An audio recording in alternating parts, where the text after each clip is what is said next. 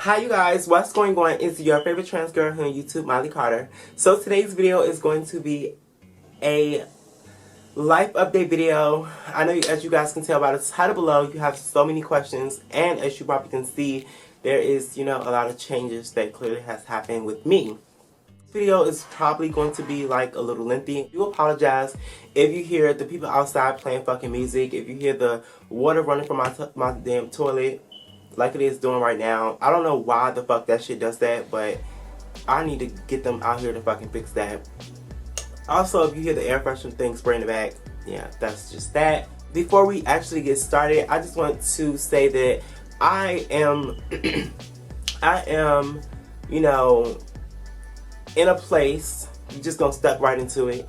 I'm in a place right now within my YouTube channel where I no longer thrive to upload so frequently because there is a lot of things that is changing about me, and there's a lot of things that's going on with me in a good way, that I'm shifting where I want my creativity to go. I'm going to be on YouTube, but there's certain things that are happening or certain things that I'm working on that I'm just not having the time, and I would be, very wrong if I say I'm going to be on YouTube every single day. I'm going to try to upload at least 4 times a week. Like, that's very absurd. It's literally not even going to be logical. However, I do thank you guys. I'm not leaving YouTube or nothing like that. I just want to, be very open and honest. You guys know I'm very open and honest all the time with you guys. So I just really want to say that. I am on Twitter a lot at Aurora Carter. I am on Instagram a lot at Miley Carter. You guys can always chat with me there. I barely have really been uploading over the course of the last 4 months since, 2020 has started. But let's just dive deep into some things that's been happening. I had to get rid of some very bad energies that were surrounding me in the beginning of the year. And, I lended a helping hand to people that really disrespected me in ways that, I really could not imagine. And I was, when it comes to friendships, relationships, relationships with family and things like that, I'm very so empathetic towards them and the things that they're going through, and I'm always trying to help people, regardless if you're a friend, a family, or associate. I'm always trying to lend a helping hand to people, and I always want the best for people. I always, wish nothing the best for people. I always do nothing but motivate people. I always do nothing but pour in my time, my energy, my soul, my love into people, empowering them, motivating them, giving them things to aspire to want or have or achieve, giving them that energy and that to pump themselves up, to motivate themselves to achieve their goals. And I'm really coming into a point, I'm already at the point in my life where I'm tired. I'm tired, and due to certain situations, I just don't have it in me anymore to help anybody to that certain particular standard of what I'm talking about. And I'm not going to even dive deep into that situation because I'm really not the type of person that even just bash, people that I used to be friends with. I especially on the internet, I just don't give it up like that. Unless you try me, bitch, and I got to clear my name. That situation really just did something to me, and it really fucked with me, because when you fuck with somebody hard, you really genuinely care about that person, and you gotta do certain things to just push yourself away from them or just remove them from your life to protect the friendship, the relationship, the whatever, the family relationship, whatever. It's hard. It really is hard. But yeah, so that's neither here nor there. That's, update about that. I have been really stepping into a depression over the course of the last 3 weeks, 3 to 4 weeks. My energy has been changing, and I know when my life. I know when my body, you know, is telling my mind, you know, it's happening, you know. And I have a lot of things to be thankful for. I'm so humble. I'm so grateful. I'm so blessed. You know, I love my God. Like, my relationship with God is there. But if I'm being honest, you know, like I had to tell a family member when I went to visit Richmond last week, or I think it was last week, yeah. I'm in a place where I'm at peace. And I noticed that when I disclose a situation that happened to me, basically about me being molested as a child, it did something to me ever since I spoke about that on my close friends. And I don't want this video to be like sad or sentimental or anything like that, but shit has really been bothering me because I never had time to focus and get through that, because I always push it to the side. I always, you know, try to act like it did not happen and that it doesn't bother me or hinder me or affects me in my adult life, and it does. And it does. You know, it still is. And, you know, even when I went to Richmond, I always tell people that, you know, to me, Richmond is very depressing. And it does something to me in a way that I cannot explain. I had like 2 breakdowns in Richmond. And it was the most saddest cry that I've cried in like the last 2 years.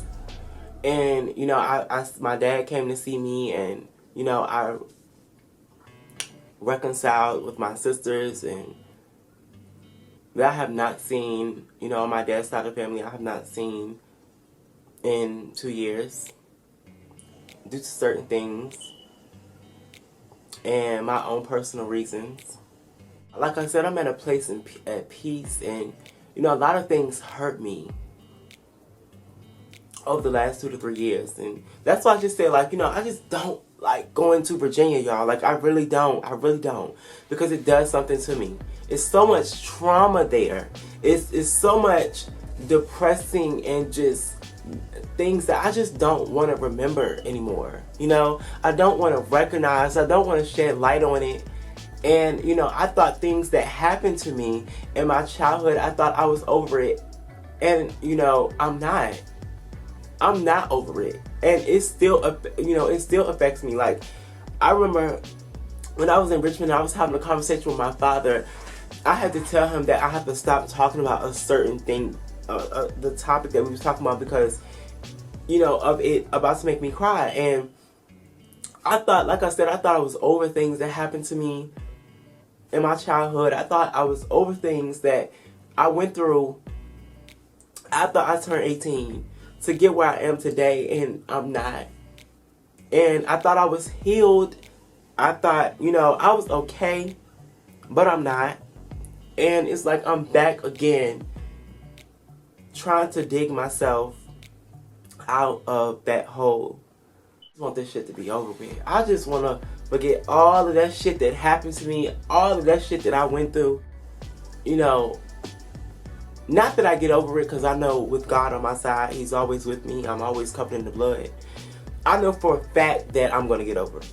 And I know for a fact that, you know, it may not be right now, but I know that the time is going to come. No, I can't wait.